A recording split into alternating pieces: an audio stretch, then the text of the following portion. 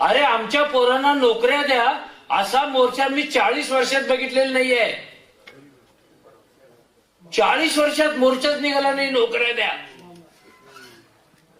मोर्चा निघतो कशासाठी? आमच्या गावात असं पाहिजे, आमच्या गावात तसं पाहिजे. ही जगण्या मरण्याची लढाई आहे. तिच्यापासून तुम्हाला गाफील करण्यात आलं. अजून करतील. आपण डोळ्यावर पट्ट्या बांधलेल्या आहेत गांधारी सारख्या.